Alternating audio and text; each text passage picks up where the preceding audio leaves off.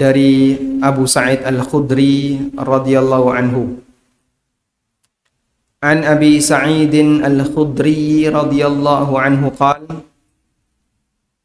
kunna nahzuru qiyama Rasulillah sallallahu alaihi wasallam fi adh-dhuhri wal 'ashri fahazarna qiyamahu fi ar-rak'atayn al-ulayayn min adh-dhuhri qadra alif lam mim at-tanzil.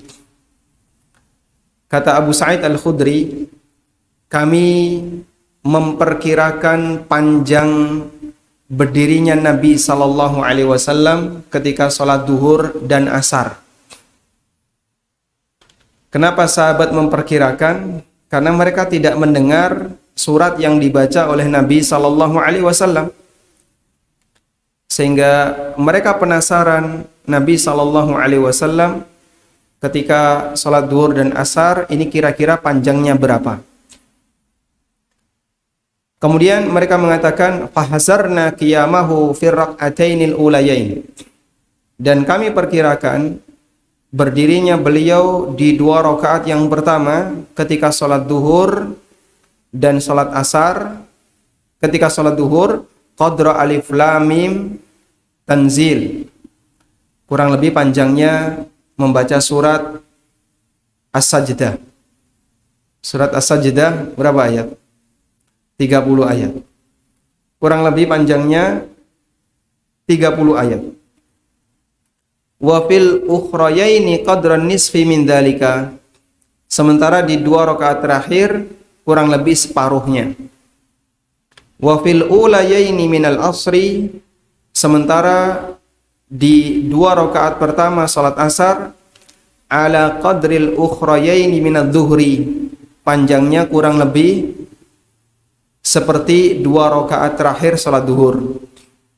Wal ukhrayaini 'ala nisfi min dzalika. Sementara 2 rakaat terakhir di salat asar kurang lebih 7 ayat. Baik. Rawahu Muslim, hadis riwayat Muslim. Kemudian hadis dari Sulaiman bin Yasar rahimahullah. Beliau ulama tabi'in. Beliau menceritakan kana fulanun yutilu al-ulayaini min adh-dhuhri wa yukhaffifu al-'asra wa yaqra'u fil maghrib bi qisaril mufassal wa fil 'isha'i biwasatihi wa fis subhi bi tiwalihi. Kata Sulaiman bin Yasar, si fulan, dan yang dimaksud si fulan di situ adalah wallahu alam, kemungkinan adalah amiran kana fil Madinah, salah seorang amir yang berada di kota Madinah. Si fulan yaitu amir yang berada di kota Madinah. Dia ketika sholat duhur di 2 rakaat yang pertama dibuat panjang. Dan untuk sholat asar lebih ringan. Sementara untuk maghrib membaca kisar mufassal. Wa fil isya membaca wasat mufassal. Wa fis subhi membaca tiwal mufassal. Faqala Abu Hurairah, kemudian Abu Hurairah mengatakan, ma sallaitu wara'a ahadin ashbaha salatan bi Rasulillah sallallahu alaihi wasallam bihada. Aku belum pernah menjadi makmum di belakang seseorang yang sholatnya lebih mirip dibandingkan sholat Nabi SAW daripada imam ini, yaitu Amir Madinah ketika itu. Dan dohirnya Amir Madinah di masa Abu Hurairah masih hidup atau masa Anas bin Malik masih hidup adalah Umar bin Abdul Aziz. Karena Umar bin Abdul Aziz sebelum beliau jadi khalifah, beliau pernah menjadi Amir kota Madinah. Akhrajahun Nasa'i bisnadin sahih. Diriwayatkan oleh An-Nasa'i dengan sanad yang sahih. Tayyib. Bapak Ibu yang dimuliakan Allah Subhanahu wa taala. Kita akan belajar terlebih dahulu tentang peta Al-Qur'an. Peta Al-Qur'an dibagi menjadi 4. Yang pertama disebut dengan sab'un tiwal. Yang pertama disebut dengan sab'un tiwal. Yang kedua disebut dengan al-mi'in. Yang kedua disebut dengan al-mi'in. Yang ketiga disebut dengan al-mathani. Yang ketiga disebut dengan al-mathani. Dan yang keempat disebut dengan mufassal. Dan ini berdasarkan sabda Nabi sallallahu alaihi wasallam dalam hadis riwayat Imam Ahmad. Nabi sallallahu alaihi wasallam pernah mengatakan, "U'titu makanat Taurati as-sab'a." Aku diberi oleh Allah yang menjadi penggantinya Taurat dengan 7 surat yang panjang. Al-Baqarah, Ali Imran, kemudian An-Nisa, Al-Maidah, Al-An'am, Al-A'raf, Al-Anfal. 7 surat yang panjang. Wa utitu makana Zabur bil mi'in. Dan aku diberi oleh Allah sebagai penggantinya Zabur dengan surat Al-Mi'in. Surat Al-Mi'in berarti setelah Al-Anfal, mulai At-Taubah ke atas. Disebut sebagai surat Al-Mi'in. Mi'in dari kata mi'ah yang artinya 100. Disebut demikian karena ayatnya jumlahnya kurang lebih 100. Kanan kirinya angka 100. Maka kalau di Indonesia ada namanya Pak Mi'in, nah itu mungkin wallahu alam karena membaca hadis ini ya. Ada sop ayam Pak Mi'in. Karena yang punya namanya Pak Mi'in, bukan Pak Min ya, tapi Pak Mi'in. Kemudian wa'utitu makanal Injil al-Mathani. Dan aku diberi oleh Allah al-Mathani sebagai pengganti dari Al-Injil.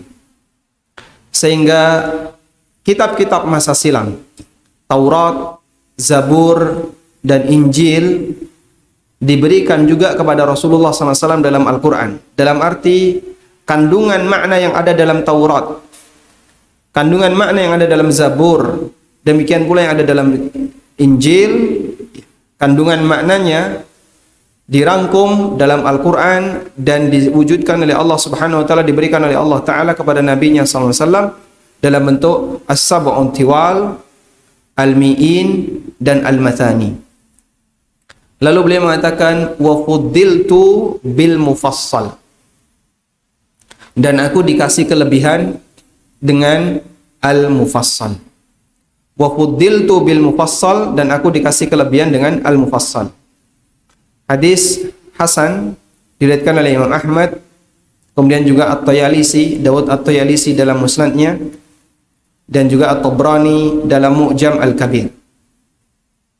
Sehingga satu mushaf Al-Quran, petanya itu tadi ya, yang paling panjang namanya apa? As-Sab'u At-Tiwal. Kemudian bawahnya lagi namanya apa? Al-Mi'in. Bawahnya lagi namanya Al-Mathani. Bawahnya lagi Al-Mufassal. Tayyib. Disebut sebagai surat Al-Mathani. Al-Mathani artinya pengulangan. Karena dalam surat Al-Mathani banyak sekali pengulangan. Banyak sekali pengulangan. Dan itu adalah surat Al-Hamaim. Surat yang diawali dengan Hamim. Bapak Ibu kalau tadarus, nanti ada surat yang selalu diawali dengan Hamim, dan itu jejer-jejer. Hamim, Hamim, Hamim, jejer-jejer. Itulah yang disebut dengan surat Al-Hamaim. Dan itu adalah surat-surat Al-Mathani. Sedangkan Mufassal disebut sebagai surat Mufassal karena ayatnya pendek-pendek. Dimulai dari surat Qaf sampai surat An-Nas. Al-Mufassal sendiri dibagi menjadi 3. Ada Tiwal Mufassal, ada Wasat Mufassal, dan ada qisar mufassal. Tiwal, wasat, qisar. Tiwal dari kata tawil artinya panjang. Wasat, umatan wasaton artinya apa? Pertengahan. Karena dia pertengahan, tidak terlalu panjang, tidak terlalu pendek. Qisar dari kata qasir yang artinya pendek. Ada mufassal panjang, mufassal pertengahan, dan mufassal pendek. Mufassal yang panjang dimulai dari qaf menurut pendapat yang lebih kuat sebagaimana keterangan Ibnu Katsir sampai surat Al-Mursalat di akhir juz 29.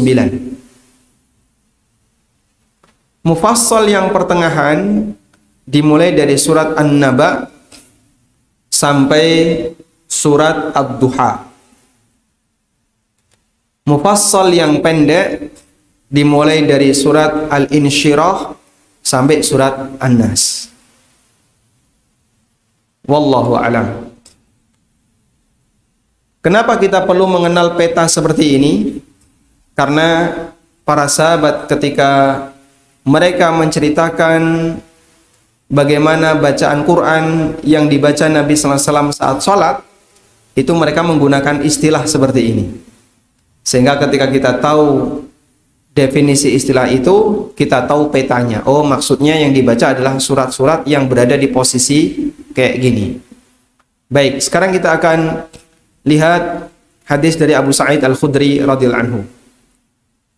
Dalam hadis dari Abu Sa'id Al-Khudri, beliau mengukur panjang sholatnya Nabi sallallahu alaihi wasallam ketika sholat duhur di 2 rakaat yang pertama, itu seperti beliau membaca surat As-Sajdah di 2 rakaat yang pertama.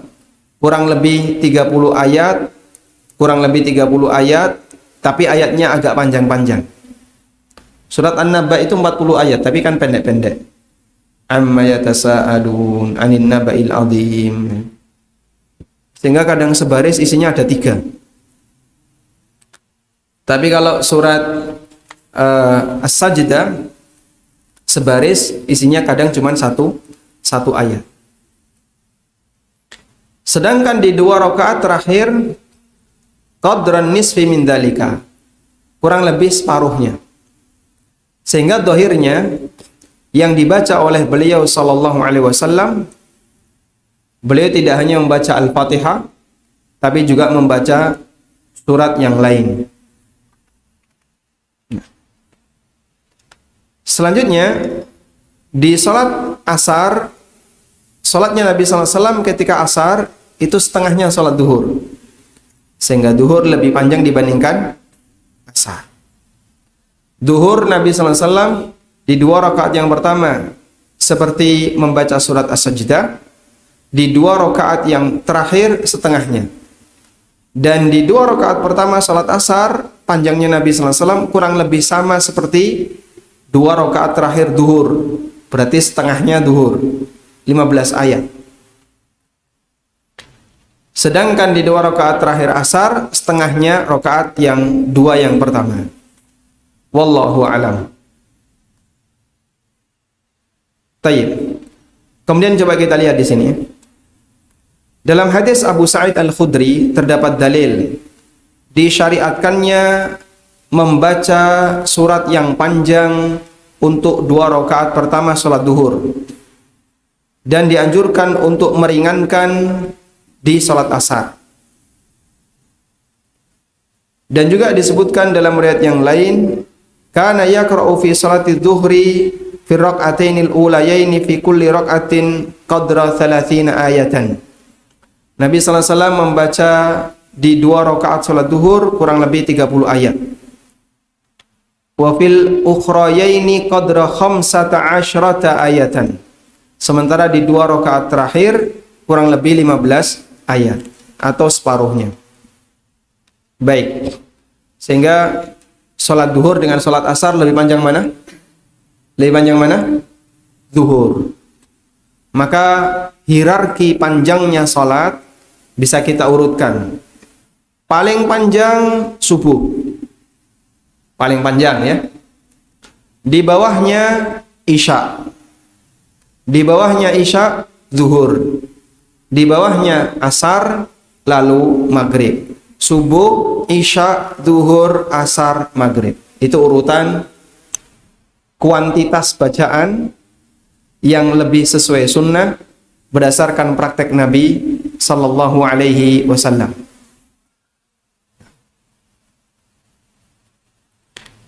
Wallahu alam.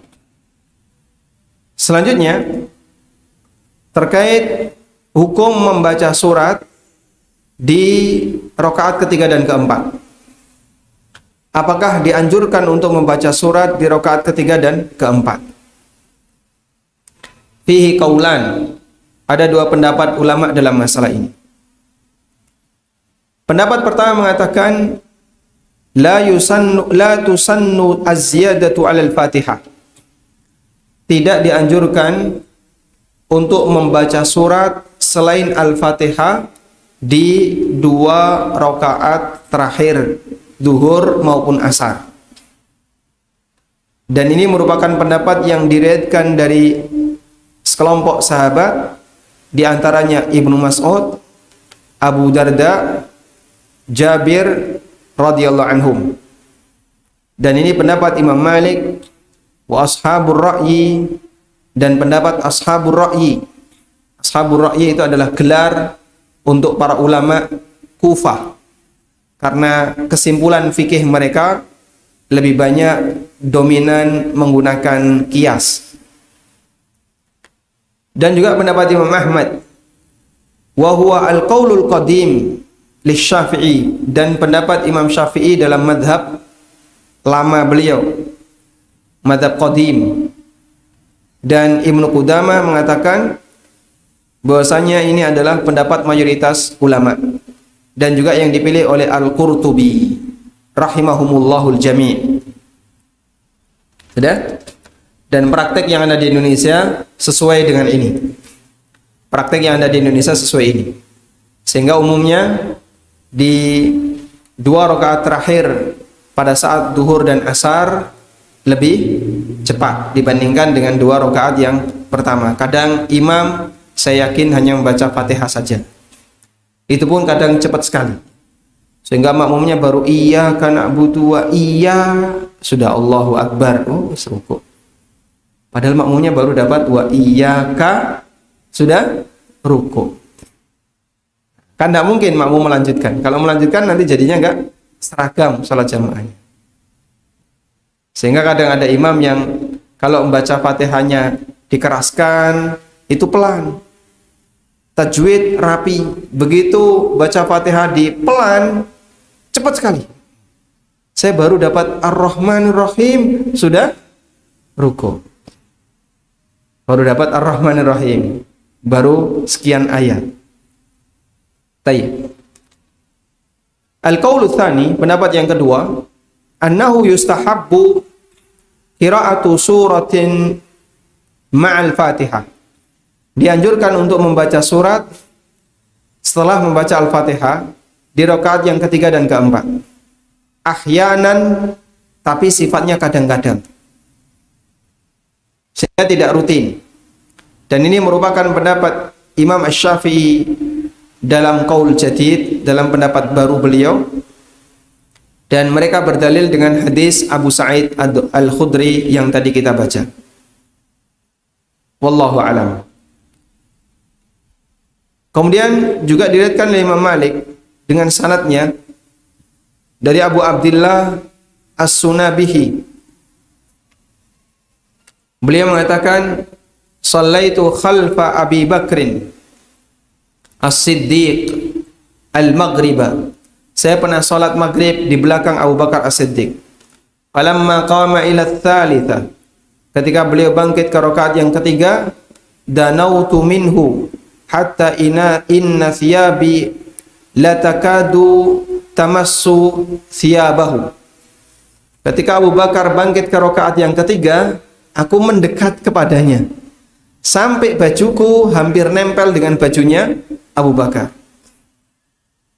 Fasami'tuhu qara'a bi ummil Qur'an, lalu aku mendengar Abu Bakar membaca Al-Fatihah wa bihadhil ayah, kemudian dilanjutkan dengan ayat ini, Rabbana la tuzigh qulubana ba'da idh hadaitana wa hab lana min ladunka rahmah innaka antal wahhab.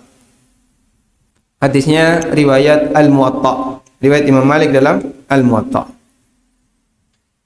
Sehingga ini menunjukkan bahwa dianjurkan untuk membaca surat setelah Al-Fatihah.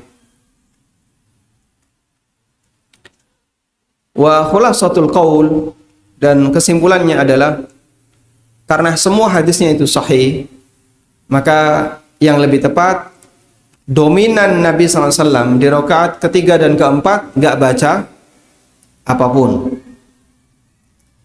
Namun terkadang beliau membaca surat setelah Al-Fatihah. Dominan Nabi SAW di rakaat yang ketiga dan keempat tidak membaca surat setelah Al-Fatihah. Ya. Namun terkadang beliau membaca surat setelah Al-Fatihah. Dan praktek yang benar, kalau itu tidak rutin dilakukan oleh Nabi SAW, maka berarti kita tiru dengan cara juga tidak rutin. Karena Nabi SAW melakukannya tidak rutin. Berarti praktek kita juga tidak rutin. Agar sejalan apa yang diajarkan oleh Nabi sallallahu alaihi wasallam. Walhamdulillah.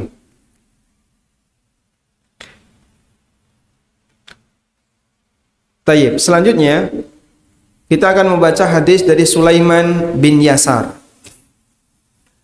Sulaiman bin Yasar Al-Hilali, beliau mantan budak Maimunah Ummul Mukminin.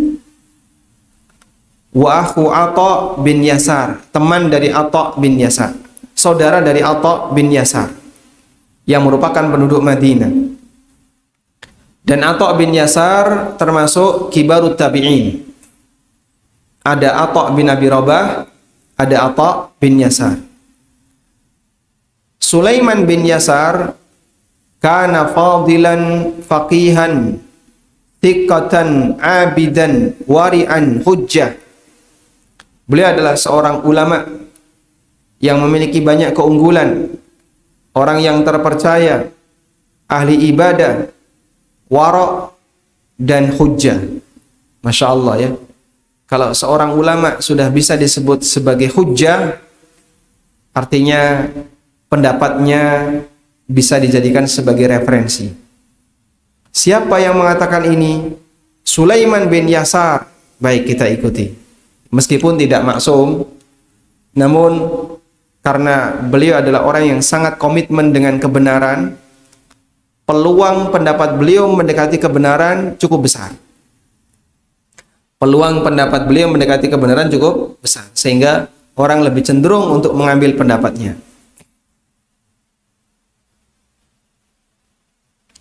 Demikianlah sifat yang disebutkan oleh para ulama untuk Sulaiman bin Yasar, seperti keterangan Abu Zur'ah, Al-Ajli, dan yang lainnya. Beliau termasuk salah satu fuqaha us-sab'ah, ahli fikih yang 7 yang menonjol di zaman tabi'in. Meninggal pada tahun 103 Hijriah menurut salah satu pendapat, dan beliau dilahirkan pada tahun 27 Hijriah. Rahimahullah rahmatan wasi'ah. Semoga Allah Ta'ala memberikan rahmat untuk beliau, Sulaiman bin Yasar. Sulaiman bercerita tentang salatnya gubernur Madinah yang dipuji oleh Abu Hurairah radhiyallahu anhu.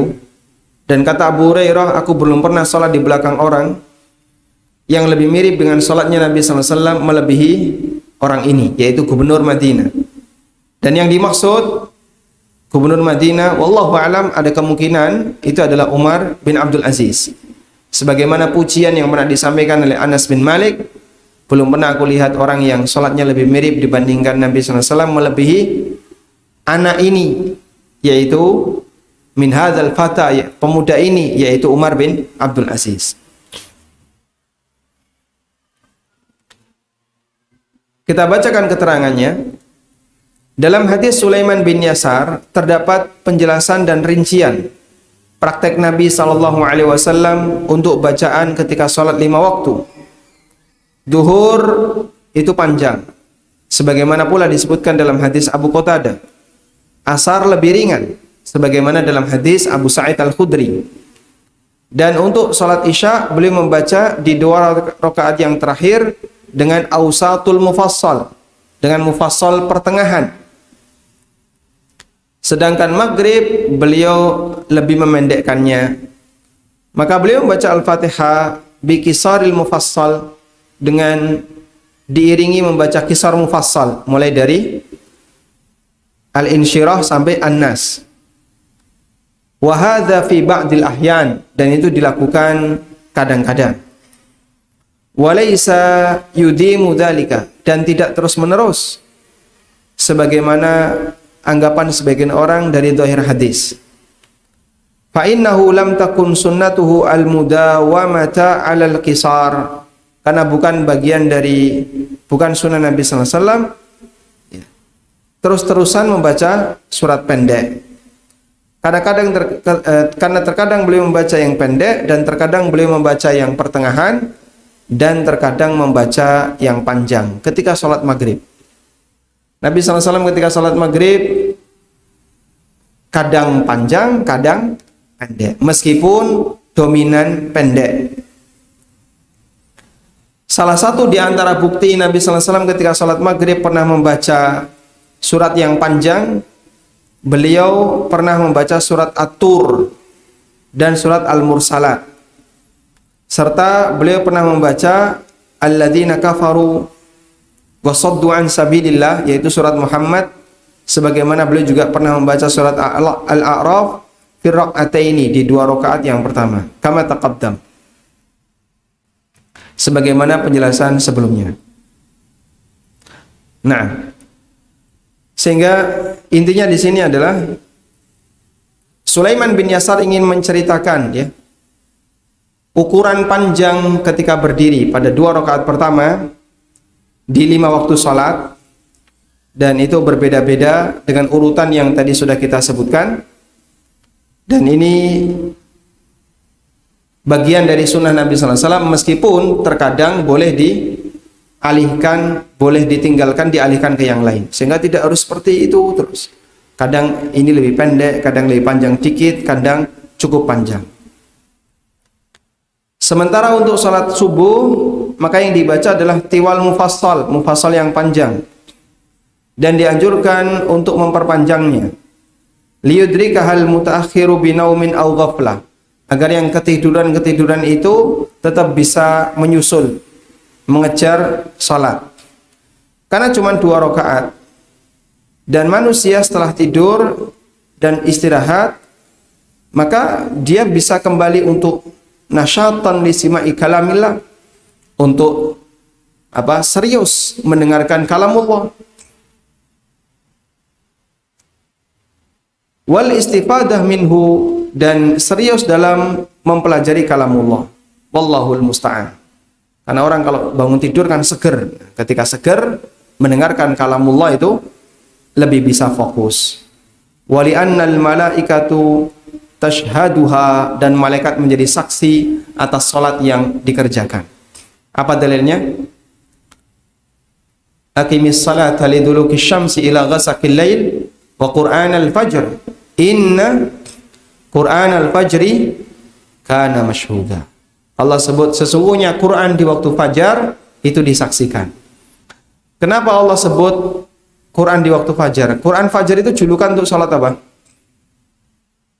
Quran waktu fajar itu julukan untuk salat apa? Julukan untuk salat subuh. Kenapa salat subuh disebut Quran di waktu fajar? Karena dianjurkan untuk memperpanjang bacaan Al-Quran. Makanya kalau jadi imam salat subuh, hafalannya kudu oke. Siap-siap hafalannya harus banyak. Imam salat subuh mau maca kulhu, para kulhu inna toina. Sing dawa napa ne? Ya ndak bisa panjang. Kulhu dibalen-baleni terus. Nah, nanti bosan makmumnya ya. Sehingga kalau jadi imam subuh harus siap membaca dengan bacaan yang panjang.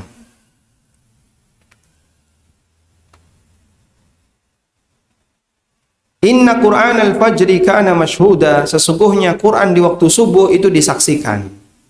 Maksudnya adalah disaksikan oleh para malaikat.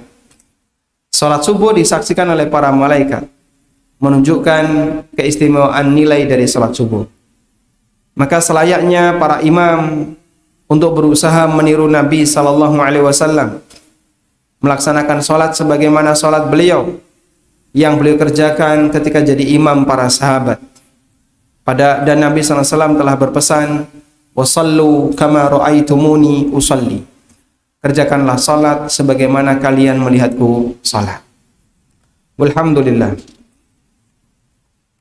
Tayyib. Kemudian satu lagi ya, hadis dari Jubair bin Mut'im. Ini penting hadis ini. Jubair bin Mut'im ini orang kafir.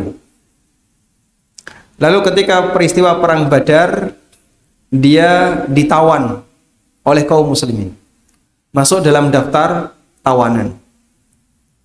Akhirnya oleh para sahabat, Jubair bin Mut'im ini diikat di salah satu tiang Masjid Nabawi. Dan ini dalil, dan waktu itu masih kafir. Ini dalil bahwasanya orang kafir boleh masuk masjid. Ada orang yang bertanya, itu aneh ya, kok ada orang masuk Islam di masjid? Lah kenapa? Dia waktu masuk Islam kan berarti belum Islam. Masuk Islam di masjid itu berarti sudah Islam belum? Hah? Belum, di syahadatnya di dalam masjid. Berarti kan sebelum itu dia belum muslim. Berarti ini non muslim masuk masjid. Boleh atau tidak? Boleh. Nabi SAW pernah meletakkan para tawanan perang Badar di masjid. Dan salah satu di antara fungsinya adalah agar mereka mendengarkan Al-Quran. Cuman karena musyrikin Quraisy itu paham dengan isi Quran, sehingga saat Quran itu dibacakan, mereka tertarik untuk masuk Islam.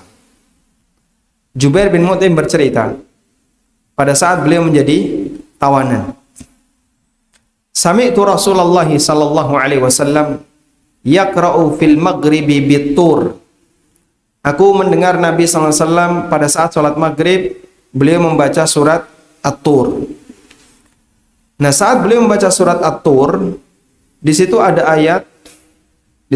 ayat, am khuliqu min ghairi syai'in am humul khaliqun am khalaqus samawati wal ard bal la yuqinun.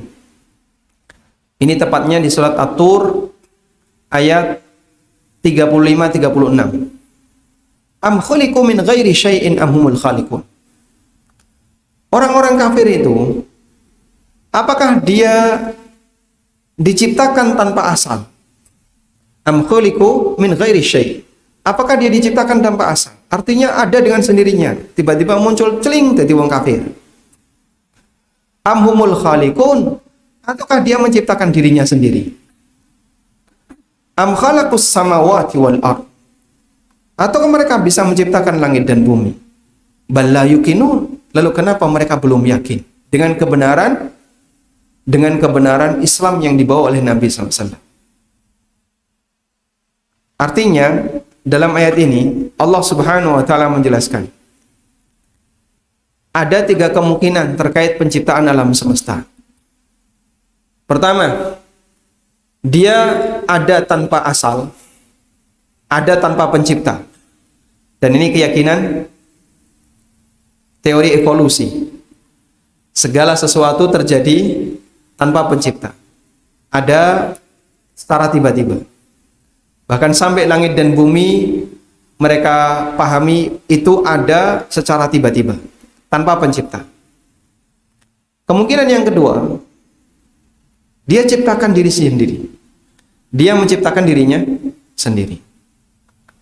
Dan kemungkinan pertama serta kemungkinan yang kedua, secara logika tertolak. Tidak ada orang yang mau menerima teori evolusi selain dablek. Sudah jelas secara logika itu nggak masuk akal, tapi dipaksa mlebu akal. akhirnya yang nggak kalbu, kecuali karena pengaruh kesombongannya sehingga dia mau menerima. Tidak mungkin sesuatu itu tercipta secara tiba-tiba, itu tidak mungkin. Kan ini terjadi dengan sangat teratur. Padahal sesuatu yang sifatnya tiba-tiba itu pasti random. Dan kalau random, gimana keadaannya? Nggak karuan. Manusia itu organnya sama atau beda? Sama atau beda, Pak? Sama. Kita punya jantung, punya paru, punya ini, tidak? Kalau itu tercipta secara tiba-tiba, random itu organ.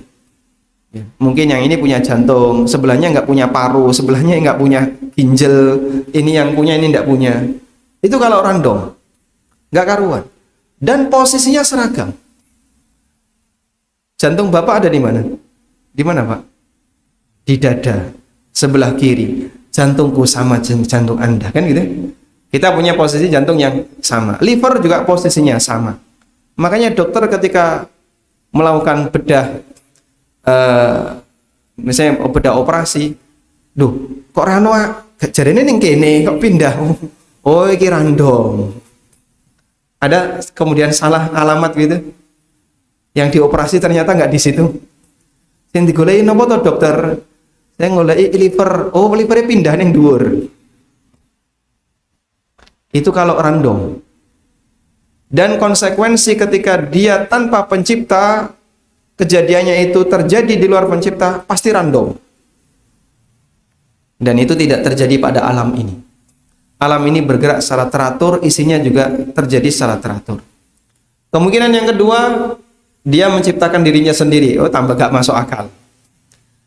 Sehingga kemungkinan yang ketiga, tinggal yang terakhir. Ada yang menciptakan, yaitu Allah Subhanahu wa taala. Itu dibahas di surat At-Tur. Ya? Kata Jubair bin Mut'im ketika mendengarkan ayat ini, beliau mengatakan, "Kada qalbi ayyatira." Hampir saja jantungku copot mendengarkan ayat ini. Saking kuatnya pengaruh ayat itu terhadap pemahaman Jubair bin Mut'im, sehingga membuat beliau itu tersentuh dan hampir saja jantungku copot. Setelah selesai mendengarkan ayat itu, selesai sholat maghrib, masuk Islam. Masya Allah ya. Kenapa? Paham isi Al-Quran. Sama halnya seperti Raja Najasyi yang dibacakan Al-Quran kepada beliau dan beliau nangis. Lalu masuk Islam. Taib. Dan ini salah satu di antara dalil Nabi SAW membaca surat yang panjang di sholat maghrib. Karena At-Tur itu terdiri dari 49 ayat. Dan juga bolehnya orang kafir untuk masuk masjid, dan mereka masuk Islam boleh di dalam masjid. Dalam rangka untuk mendengar kaum muslimin berceramah, mendengarkan kaum muslimin memberikan tausiah, dan itu akan memberikan pengaruh bagi hatinya. Wassallallahu ala nabiyyina Muhammadin wa ala alihi wa sahbihi wasallam.